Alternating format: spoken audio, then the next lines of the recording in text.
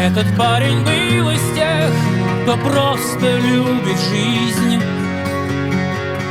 любит праздники и громкий смех, пыль дорог и ветросвист. Он был везде и всегда своим влюблял в себя целый свет.